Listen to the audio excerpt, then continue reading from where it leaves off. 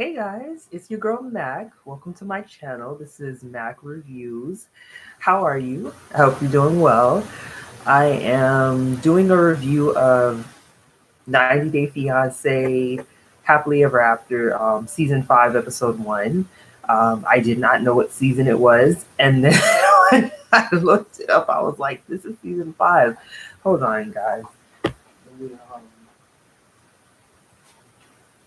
close my door. Okay. So it's late, y'all. It's late. So I'm trying to have energy, but I want to be consistent. Part of me was like, let me just record this tomorrow, but I want to be consistent because I want to do the review for tonight's show tomorrow. Um, the review for 90 Day Fiance the other way. So I'm gonna do that tomorrow. So I want to do this tonight. So yeah. So let's get to it. I wasn't that excited for this shoe. I did not want to see Colton Larissa. I did not want to see what that girl name is? That Hispanic girl from Connecticut with the guy from South Africa, Sinjin and Tanya. I did not want to see. I think that's it. I can. Oh, I don't want to see. I want to see Caribbean and Paul. But I'm gonna watch because I know it's gonna be a train wreck. So so let's just talk. Let's just get Larissa and Colt out of the way because I can't like I knew from the first time I saw Colt. I remember I was like I don't like this guy, but not even I don't like him. He just anyway. So he reminded me of someone I knew. That was a part of it, but. So, Colt is of course still living with his mom. You know, he says he wants to start dating again. Blase, blase, blase. He met another Brazilian girl. I don't know how he met her. I don't know how he convinced her to date him. So, and yeah, and Larissa, I just can't. Larissa has gotten a lot of plastic surgery. Child, she lost weight, which is, cool. She has gotten several surgeries. She just was like nose, lips, hips, heels, like, cheekbones, Botox. Like, she's gotten a lot of stuff done, and she's going to get breast implants. And I'm like, that 90 Day Fiance money must be really nice. But she's living with a friend of hers from Brazil that she's known a long while. So maybe she's not paying bills. I don't know. But I mean, having a roommate helps you to save. So I'm like, where's all this money for these cosmetic procedures coming from? But, oh, and side note, apparently, what's her name? Devin, who's on 90 Day the Other Way, the second season, she had gotten a bad lip injection job in South Korea. And like her lips turned black and they were like bloated, and she said it was terrible. And she called Larissa, and Larissa connected her with the plastic surgeon, whoever does that type of stuff that she got, and the lady helped her. So I thought that was interesting. But anyways, so Larissa has broken up with the guy she was dating, and she's talking about she misses Colt. And I'm like, girl, stop saying that for the cameras. No, you don't. I mean, because she just said to the camera that living with Colt and his mother was like living in hell. It reminded me of when Mariah Carey, when somebody was interviewing her about when she was on American Idol and she had to work with Nicki Minaj, and she said it was like going to hell to work with Satan every day. Anyways, so Larissa is funny. I understand why they brought her and Cole back, but like I really don't want to see the two of them. Larissa's out here showing out. She had to do community service because of her charges, and I didn't know she had gotten arrested 3 times. I knew she was arrested, but I didn't know it was 3 times. 3 times. I got 3 times. Like Cole was really Cole was really trying. Well, whatever. Anyways, so um, and then there was this in the preview they showed Cole going to the beach with his new girlfriend, and so like okay, so he had a shirt on, and then he had like I thought he had swim trunks. I thought he had like shorts, like beach shorts. And so I saw that he was taking the beach shorts off. So not the beach shorts, but his pants off. So I'm thinking, okay, the beach shorts are there, and then he had his shirt closed. So I'm still looking at the preview. Lo and behold, this man's shirt was open. I'm telling you, I had to, like, I almost threw up. I was like, child. Anyway, so that's them. Larissa has her friend who's supporting her. She's doing her community service so that she doesn't have any other issues with the law. I was thinking, how has she not been deported? She's here illegally, right? Because Clint. Oh my gosh, I'm thinking of Love After Lockup. Called. He revoked his affidavit of support. I mean, so it seems that she's not here legally. She's illegal, but she's on national television. She's had these charges. I'm like, how is Larissa here legally? But anyways, so yeah, so that's them. We'll see what happens with them as the season goes on. I really don't want to watch them, but I know a lot of people like them, so I guess I'll be reviewing them. So next is next let me talk about Asuelu and Kalani, because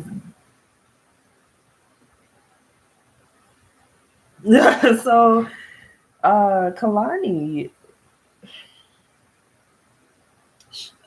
okay, Asuelu is working. He has a little job, and Kalani off the bat is saying, okay, he's not really helping out. When he comes home, he just chills, and then he goes out to play sports with his friends. He's not helping around the house. He's not helping with the kids. And during their confessional, Asuelu was like, well, in Samoa,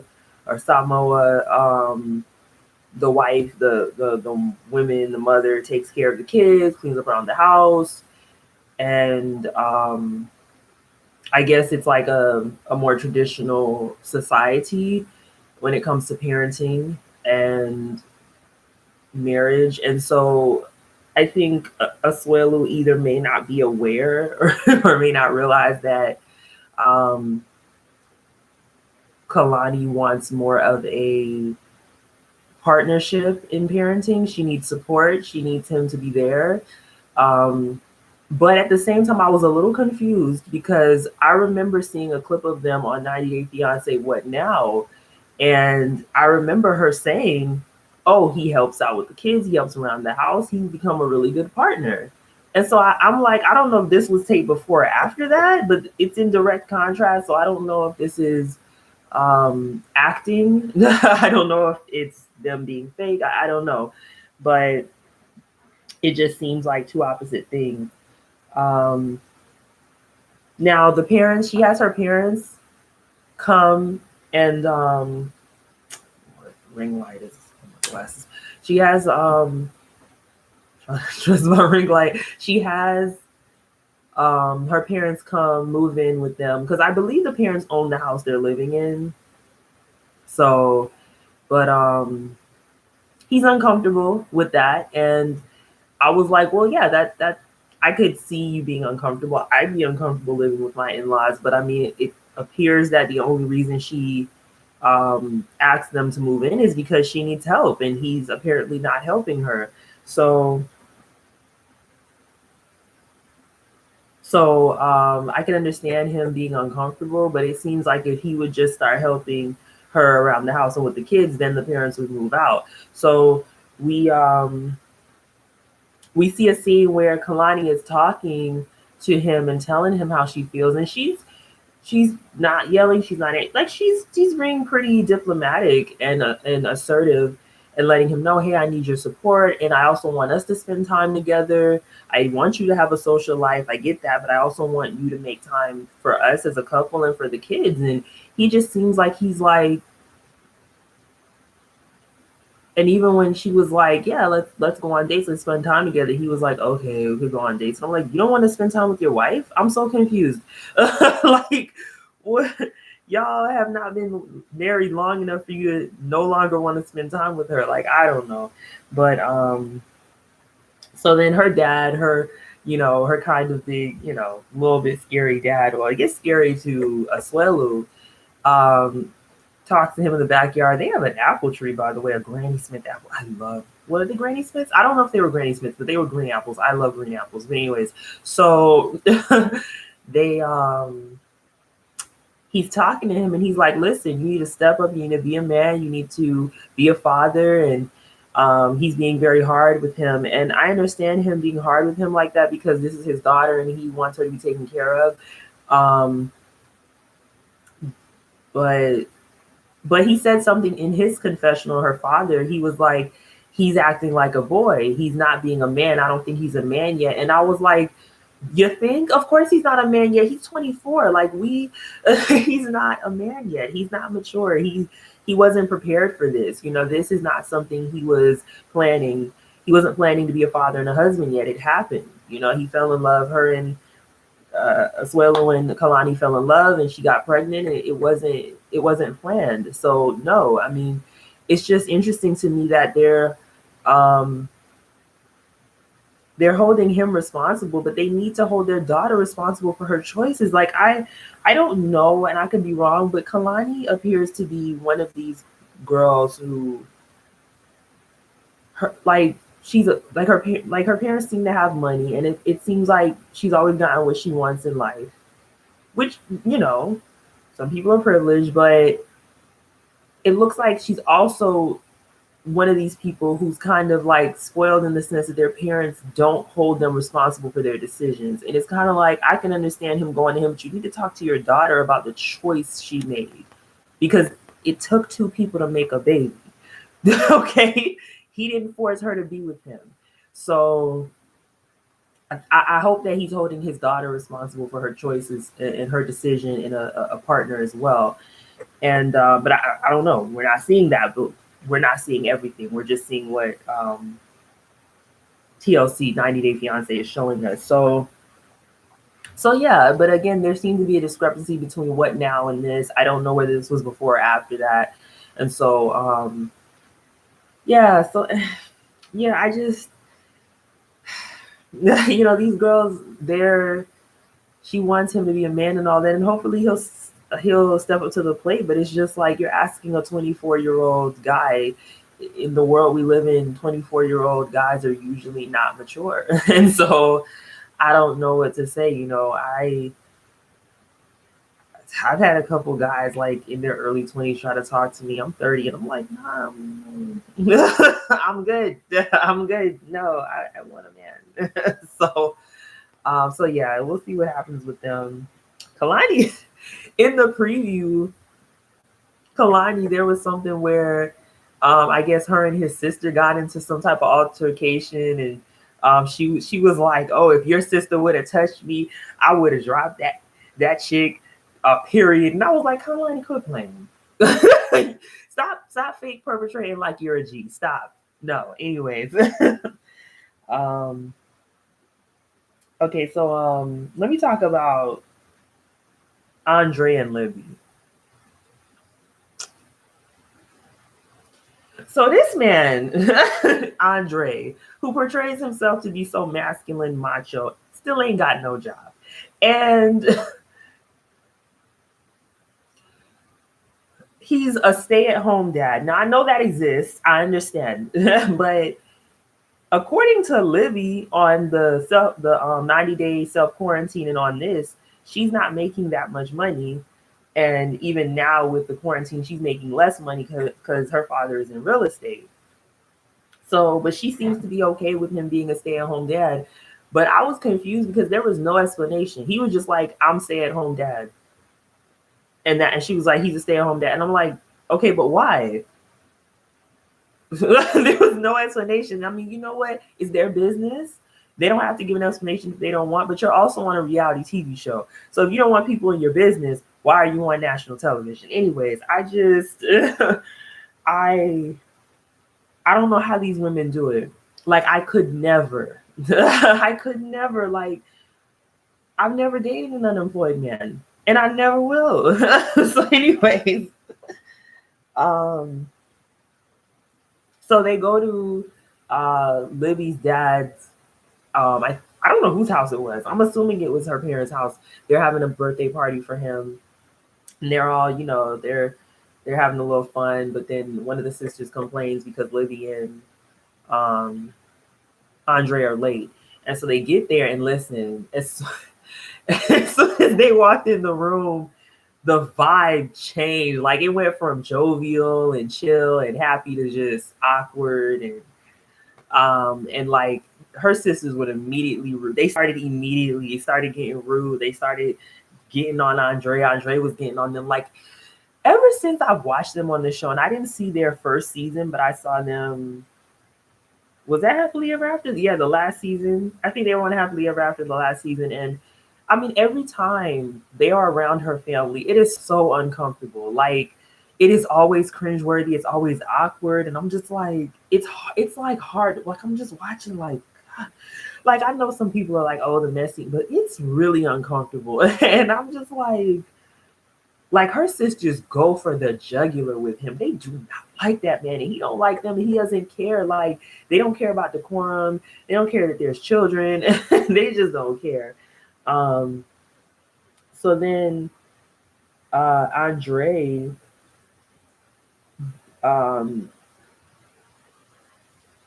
said that he did something good. At first, he was like, he redirected the attention to Libby's father and said, hey, this is his birthday. This is about him. This is not about us. Which I was like, okay, Andre, okay. Be an adult. That's good. But then right after that, this dude goes, oh, I'm inviting everybody to our wedding in Moldova. And they're like, okay, when is this? And he's like, in a month. And I'm like, what you mean in a month? And they're all like dumbfounded and flabbergasted because they're like, so you want us to go to fly internationally to a wedding in a month? And one of the sisters to the camera was like, well, her and her husband, apparently he's from Denmark, and he was like, we had a wedding in Denmark for my family, but we gave everybody a year's notice. And even the dad was like, hey, we understand you wanting to do that, but can you give us a little more time than a month so that we can plan? And then Andre was like, no. And I was like, no. And so the sister, one of Libby's sisters, how many times am I going to say sisters? When she was like, um, I wish he would have given us more notice. I mean, it kind of shows what he thinks of us because if he really wanted us to go, he would have given us more notice. And I was thinking the same thing that, he probably did that on purpose because he doesn't want them to come. And he knew that if he only gave them a month, they wouldn't be able to attend. And I don't know if he thought of that right on the spot or if he was planning to do that before, but apparently him and Libby did not discuss before. He just brought it up, but they didn't like go into details. They didn't make any plans. And he just decided, hey, I got somebody here. So thank you for joining. I'm gonna be trying to do these lives like regularly, but yeah. So so he just decided to announce that without really discussing it with Libby, and she was irritated, and they talked about it on the way home. And he just did his domineering thing. This is how it's gonna be, blase blase. It's just so uncomfortable to watch the two of them. It really is.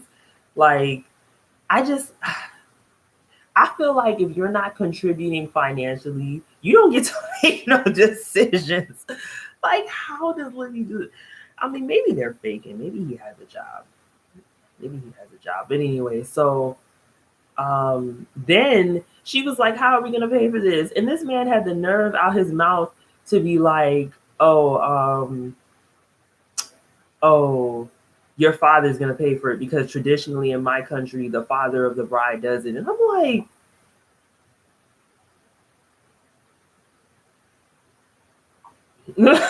This man, like, all I can do is laugh at their situation because it has to be fake. It has to be a joke.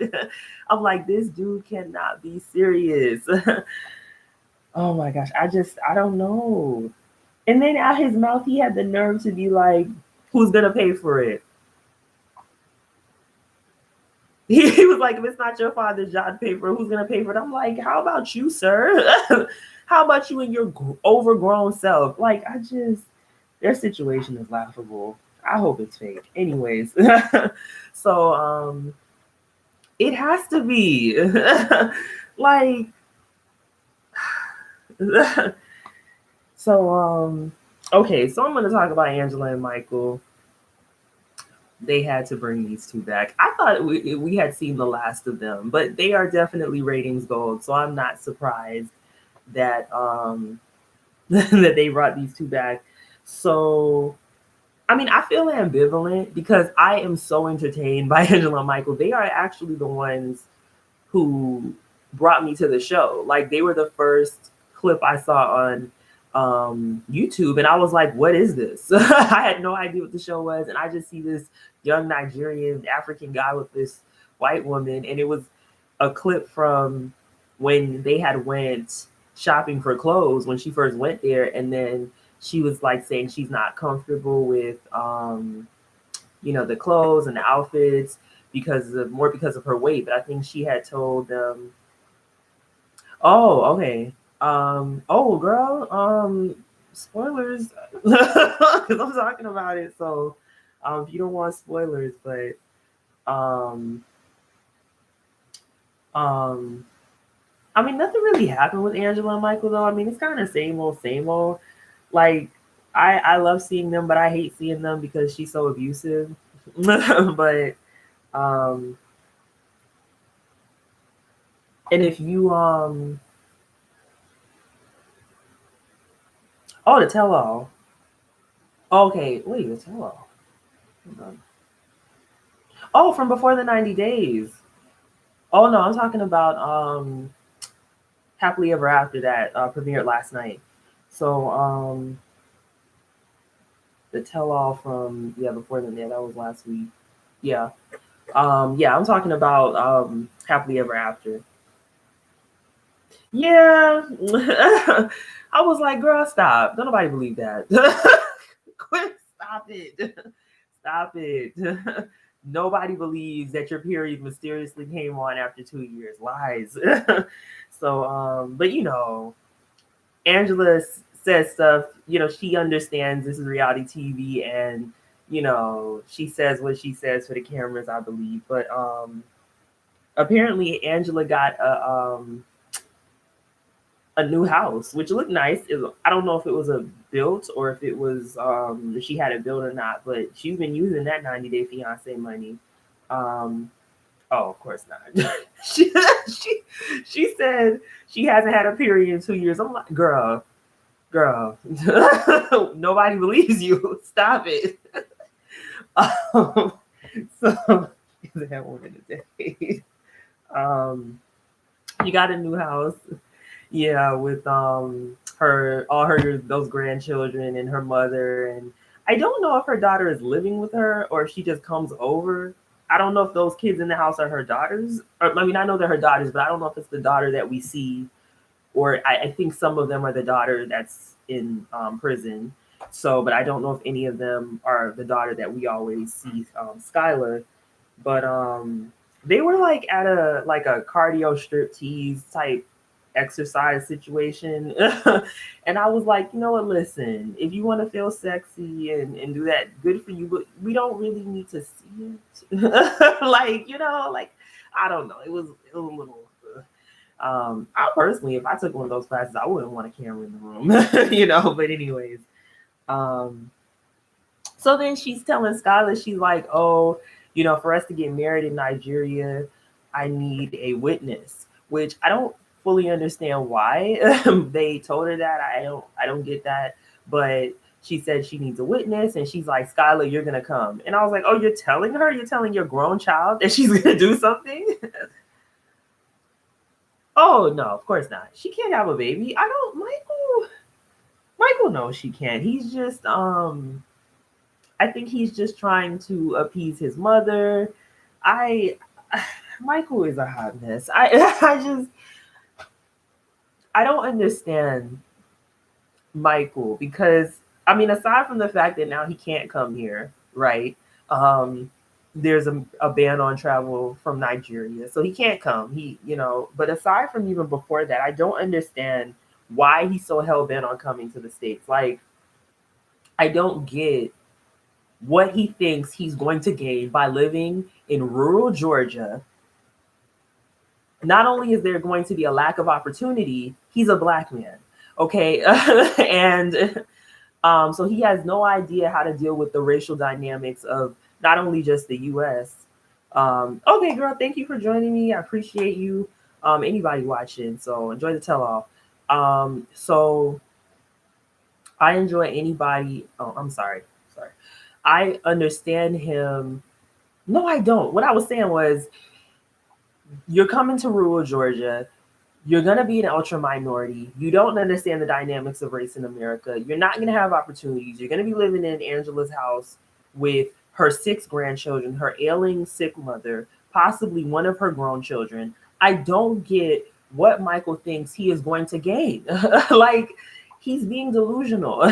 So, I mean, he would be better off finding a British woman and going to live in England or Canada in a big city. I mean, if Angela lived in Atlanta, I might be able to say okay, or Maryland or Virginia if she lived in the DMV area. Like, but I just don't get it. But anyways, so she's on the phone with him. She's showing him the house, which on the one hand, I'm like, okay, but the bedroom that she showed us, which I don't know if that's her bedroom or not, it's messy. Um, the kitchen, like, how you just moved into the house, and I mean, there's a bunch of kids, but still, like, why? I don't know. If I was going to show anyone my house, I would clean it up first. But if I was going to be on national/international television, I'd tidy up. But I don't want to judge people in their house. But Angela, you knew the cameras, like, anyways. So then his phone rings while he's on the video call with her, as usual. I mean, her abusiveness is starting to get old, but she starts flipping out, and I'm just disgusted. It was really disturbing to watch. Um, she continues to be insecure at her big age, as Nikki Star would say. Y'all check out Nikki Star. She does reviews of a lot of shows as well, including 90 Day, but um, she hasn't uploaded her stuff yet, but I'm sure she'll be updating. So yeah. Oh yeah, and so she's telling her daughter, "Oh, you're gonna come," and her daughter's like, "No, I'm not. Who gonna come? Not me." And I'm like, Angela's a mess, and Angela's like, "Oh man," Angela's like, "Oh, you're pissing me off. Why you not supporting me?" And I'm like, "Are you for real right now? You're asking this grown woman to fly across the world, leave her children to come support you in this cockamamie situation? Like, what? Where's the logic?" Anyways, so so Angela. After that, her daughter said she'll think about it. And I'm like, this is ridiculous. So, but Angela's flipping out because she thinks that the ringtone is for a chick. And again, it's the same old, same old. And she hangs up on him. He calls her back and he's trying to tell her it was his mechanic or something like that. And she's cursing him out. And then she was like, "Oh, why would you have a ringtone for somebody else but not for me?" And I was like, wait, what? I remember I was actually watching it on the replay because I saw the first hour, and then I had to watch the replay of the second hour. So I had to replay it a few times because I was like, did she just say, why doesn't he have a ringtone for her? Anyway, so I think that's it. I don't know if I missed any couples. I don't think I did. They didn't bring on Karine and Paul yet, and I'm really debating if I'm gonna watch Karine and Paul because Just Call Me Why talked about this. If y'all don't check her out too, if you want to see reviews, Just Call Me Why, I love her. She's awesome. And she was like, I think that she was saying that she thinks Paul has probably some type of mental health disorder, anxiety disorder. And I was like, yeah, didn't he admit to that on the show? He said he had anxiety, and I really did. I was really sad when I found that Karini came. Not sad, but I feel bad. She I really thought Karini would go back to the Amazon with her baby, and I really hope she already did, because Paul needs probably I mean, I'm not a mental health professional, but he probably needs counseling and there and medication. He needs to get himself together. He's not I, after being on this show so much, I can't believe that man has never looked at himself and watched himself and allowed that to change his life. But I don't think I want to see them. I feel like they're disturbing at this point. In the beginning, when I first saw them, it was fascinating, and we didn't know. Like when we first saw him on Before the 90 Days, we didn't know who Paul was. And as we watched, we found out that he had some major issues. And so it's at a point now where I'm like, yo, Paul, like this is not funny. He did something crazy again in the preview.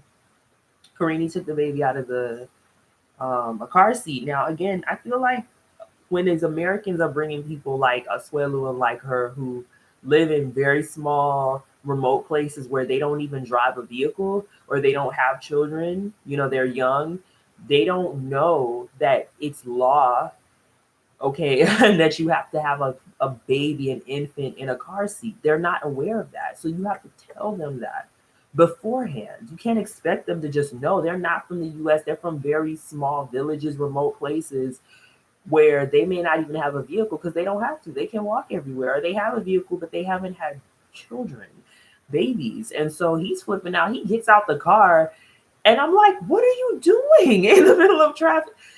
I don't know if I'm gonna watch them because Paul is certifiable. Okay, crazy. So certifiably cray cray, and it's not entertaining anymore. It's sad. So I think that's it. So we'll see next week. But thank you for joining me, guys. Really appreciate it. Please like, comment, and subscribe. And you can follow me at Mac Reviews. I did live tweet tonight for the 90 Day the Other Way. I didn't live tweet last night. I'm gonna try to live tweet consistently, but it may not happen. But I did live tweet tonight, so hopefully I'll tweet again next week. Cause listen, the live tweeting is hilarious, y'all. If you haven't watched this show and been on Twitter, even if you don't comment, it is so funny. And I miss live tweeting Love After Lockup because I used to be rolling, man. I can't wait till Love After Lockup comes back this summer because, child, that joint used to be popping on Twitter on Friday nights. Okay, it's so funny. Okay, so thanks for watching. Bye, guys.